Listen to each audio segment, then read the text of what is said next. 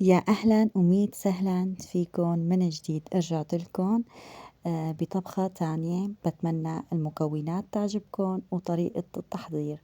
ليلى ملكة قمة الأحلام، بتشرفوا قناتي بأي وقت بتكونوا فيه عم تزوروني. اليوم قلبي مليء بالفرح وحبيت أشارككن هاي الفرحة. بدي أشكركن على وجودكن، وبحب أشكركن على كل كلمة حلوة انتو عم تكتبوها بالتعليقات. هي الوقود يلي بتعطيني القوة.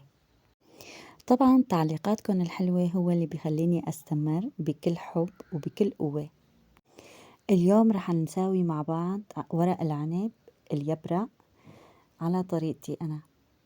الله يملي بيتكن بالرزق والسعادة والجمعة الحلوة على هاي الأكلة الكتير طيبة والمميزة، وهي بحسها ملكة الأكلات على سفرتنا. بدي أحط مي سخنة لحتى أسلق فيه ورق العنب. ورق العنب الأخضر، ورق العنب الأخضر له نكهة وطعمة كتير طيبة، والحموضة يلي فيه. الورق العنب الأخضر حبيت أجيبه وأطبخه. للصراحة هاي مو أول طبخة له من أول ما طلع موسمه، لأنه هلأ نحن بموسم الورق العنب. تقريبا هاي ثالث طبخة رابع طبخة أنا عم بطبخها، بس حبيت هاي المرة أشارككن فيها. هلأ حطيت الطنجرة على النار لحتى تغلي. بدي أستغل الوقت وبدي أعمل تتبيلة الحشوة. للحشوة معي كيلو من الرز نقعته قبل بساعة وغسلته كتير منيح لحتى يروح النشا عنه. بدي أضيف لكيلو رز معي هون 3/4 الكيلو من اللحمة. اللحمة عندي مدهنة.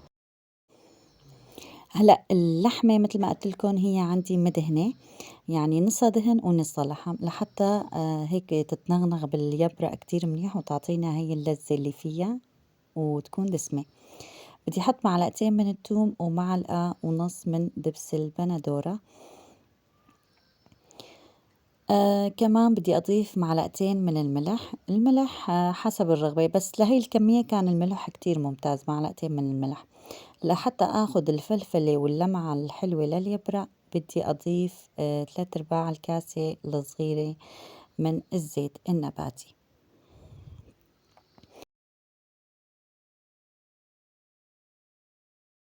بدي أضيف معلقة من ملح حمض الليمون، معلقة صغيرة من حمض الليمون. بدي أضيف معلقتين من 7 بهارات، وبدي أضيف معلقتين من فلفل الأسود. وطبعا نوعية البهارات انتو وذوقكم، في ناس بيتفننوا بأنواع بهارات كتير مختلفة. بدي أضيف معلقة من الفلفل الحمراء الحارة لحتى تعطيها هيك طعمة حرورة شوي، طعمة حد شوي، وتطلع النكهة طيبة. هلأ أنا ليش بحب أضيف ملح الليمون معلقة صغيرة لحتى طعمة الحموضة تكون ظاهرة أكتر بالتبلة وباليبرق.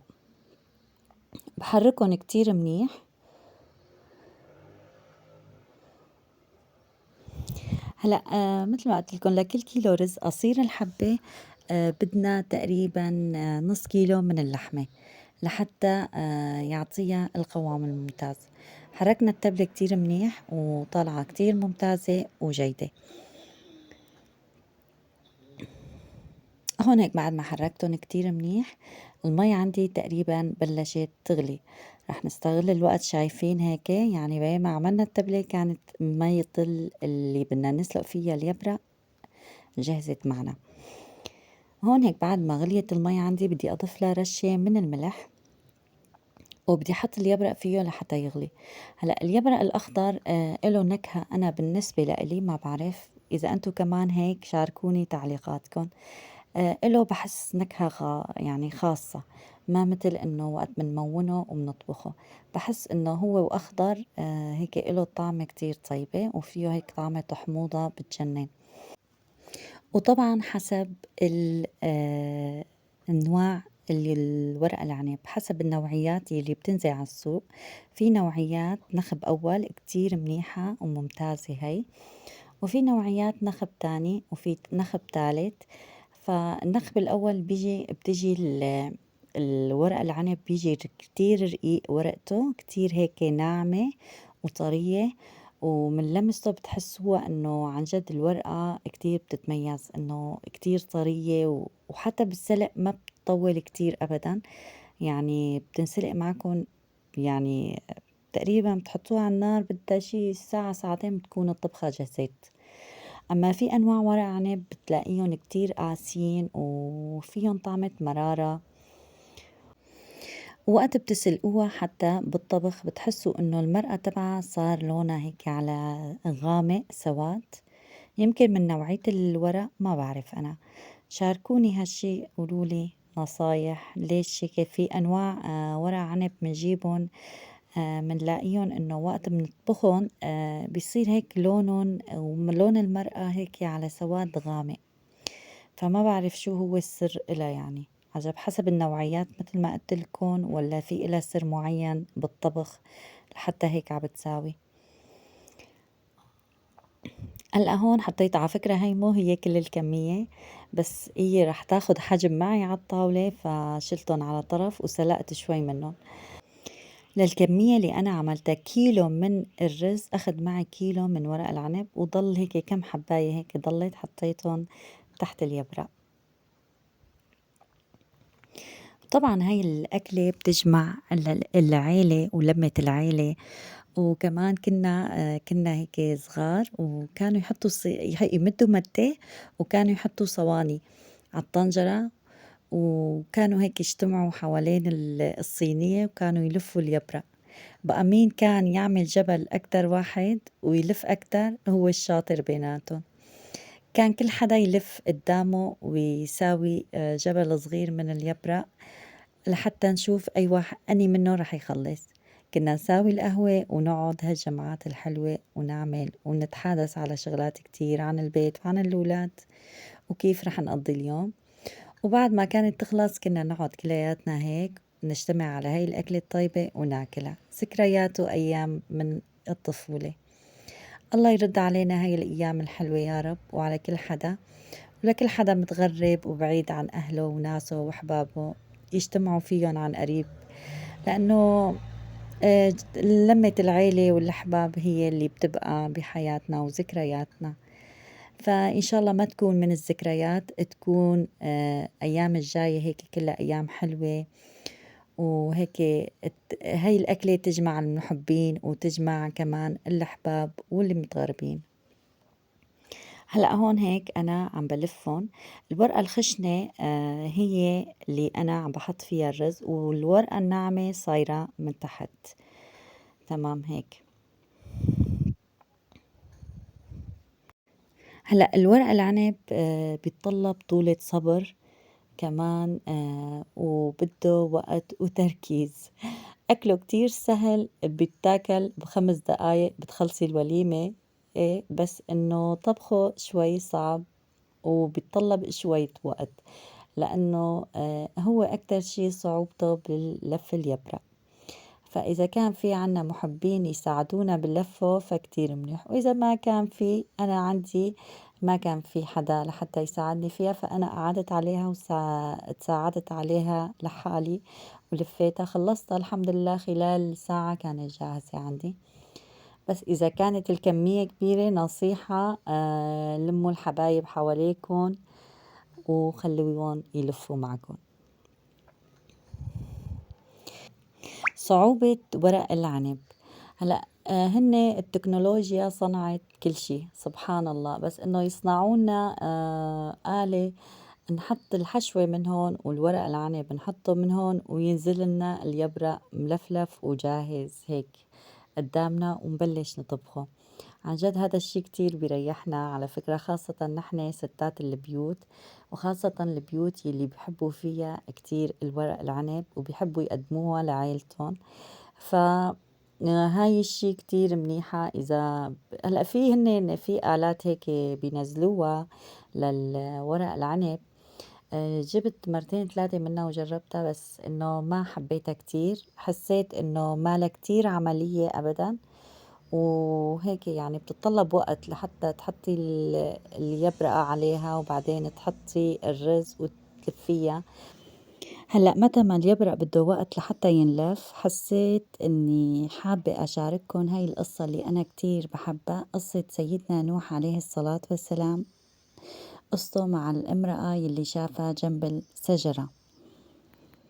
رأى نوح عليه الصلاة والسلام امرأة كانت عم تبكي، فسأل النبي نوح: لما تبكين؟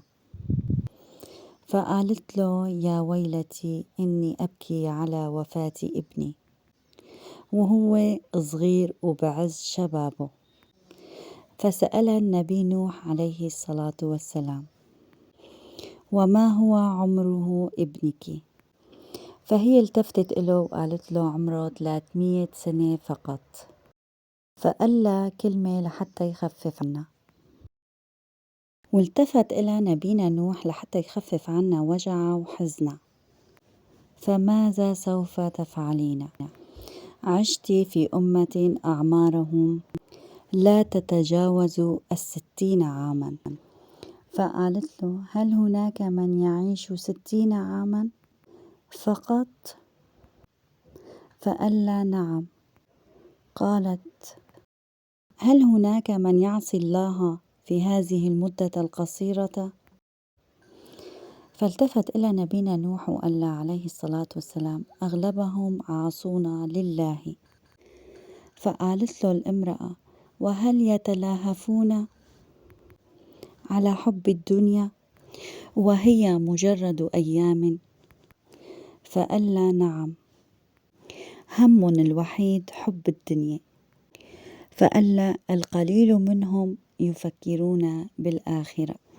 فقالت له: وهل يتجادلون فيما بينهم على أمور بسيطة؟ فقال لها: بل يتقاتلون على أتفه الأمور. قالت له: وهل يبنون أكواخ وأعمارهم بتلك الفترة القصيرة؟ فقال لها: يعمرون القصور لمئات السنين ثم يتركونها ويرحلون. فقالت له: يا ويلتي، لو كنت بدال تلك الأمة لقضيت عمري تحت شجرة ولا أبنيت بيتا على شفير القبر وبقيت عمري كله ساجدة لله عزا وجلا. فاللهم اغفر لنا وارحمنا بجلال وجهك وعظيم سلطانك. هاي القصة كتير أنا بحبها عن نبينا نوح عليه الصلاة والسلام. بتفرجينا قديش الدنيا فانية، الدنيا ما فيها شيء. نتعلم أنه بأي لحظة فينا رب العالمين ياخد أمانته وننفض إيدينا من هالدنيا ونروح. فالله يرحمنا ويرحم أمهاتنا وأبهاتنا ويرحم أمة محمد أجمعين يا رب. نسينا اليبرق وحكينا ودخلنا بالقصة. هلأ أنا لليبرق بعد ما حطيت عيدان اليبرق أنا بحطهم لأنه فيهم حموضة خاصة إن كان أخضر، وبحطيت شوي من ورق العنب لحتى يعمل لي عازل بينه وبين اللحمة ما تلدع بالطنجرة. عندي هون فصوص 3 من الثوم ضفت عليهم، فرمت الثوم من النص وضفتهم، وكمان حطيت تقريبا 10 حبات من الهيل و4-5 حبات من ورق الغار. رشيت رشة ملح وحطيت كمان نص كاسة من الزيت. الزيت بيعطي لمعة كتير حلوة لليبرق، وكمان ضفت 2 معلقة من السمن، كمان بتعطيها نكهة كتير طيبة. طبعا القوة والنجاح هو بسعينا، وأجعل خطواتنا ثابتة يا الله. ربي تجعل هاي القناة مباركة بالمحبين. اللهم اجعل أيامنا الجاية كلها خير، وطبعا بإيدينا بنكتب قصة نجاحنا بهالدنيا، وإن شاء الله لكل حدا بيفتخر للنجاح يلي بيوصل له. آمين يا رب العالمين. هلأ اليبرة عندي هون تقريبًا راح أنزله، كان بده نُص ساعة لحتى أطفّي تحته وجِهز معي. عندي هون عصير عصرت 4 ليمونات، وقبل ما أنزّل اليبرة بنُص ساعة ضفت عصير الليمون عليه، لحتى هيك يعطيني طعمة الحموضة اللي كتير طيبة. وإذا أنتم بتحبّوا حموضتها تكون زيادة فيكن تضيفوا حموضة. هلأ بدي أقلب المي. عندي هون استوى اليبرق كتير منيح، 2.5 ساعات طوّل على النار. هلأ أنتم فيكن طبخ اليبرق تعملوه كمان بطنجرة البُخار بيطلع كتير ممتاز ومنيح. فيكن أنتم تطبقوا اللحمة بالبُخار واليبرق تعملوهم بكرات وتلفّوهم بالخيطان وتحطّوهم تطبقوهم بطنجرة البُخار وتسلقوهم بالبُخار، بس انتبهوا إنه تعيروا الساعة تحتُن. يعني تقريبًا أنا أيامًا باطبخهم بالبُخار بيطوّلوا معي يعني نُص ساعة بيكون اليبرق مستوي كتير منيح. هي طبعًا بالطريقة وقت بكون مستعجلة فيها.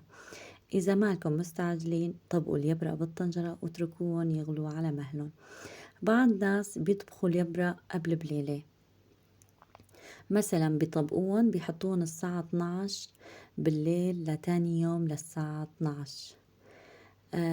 هيك بيطبخوهن. هلّأ هي الطريقة أنا للصراحة مالي لسه عم جرّبتها إنه أطبخهن هي المدة كلّياتها، فراح شي يوم أجرّبها وباقلكن رأيي فيها إذا نفس الشي والّا لأ. هون هيك اليبرق كان جاهز عندي وطلع كتير طيب وعن جد طعمته بتشهي. بتمنى تجربوا هاي الطريقة وما راح تندموا أبدًا، لإنه النكهة إلها كانت بتجنن وكتير طيبة. والدهن كمان فيكن انتو تكتروا دهن أو تخففوا دهن، وكمان اللحم فيكن انتو تضيفوا لحم بعضمه كمان بيطلع كتير طيب. أنا كان بقيان عندي لحم بشرحات فضفت لحمة الشرحات عليهن، وما كان في عندي كتير لحمة بعضمه. فانتو الطريقة اللي بتحبوا تتفننوا فيها وتطبخوها هي بكل حالاتها طيبة، وبكل حدا بيطبخها بنفسه يلي هو بيرغب له. هي الأكلة اليبرق أنا ما بختلف فيها بأي نكهة بأي شكل أنا بحبها. المهم إنه اسمها يبرق، عن جد إنه أكلة اليبرق كتير طيبة بتزين سفرتنا بأي عزيمة بأي جمعة فينا نزين فيها سفرتنا بتطلع كتير حلوة، وهيك بتعبيلك الطاولة بمنظرها الحلو وبنكهتها الخاصة. وهيك انتهى معي الفيديو. صحتين وهنا على قلبكن. يمكن طولت شوي الفيديو لأنه ورق العنب شوي أخد معي وقت لتجهيزه والأغراض والتجهيزات يلي إله. فشكرا لإلكن إذا كنتوا لهالوقت عم تتابعوني، وشو أكتر فقرة حبيتوها بالفيديو شاركوني فيها.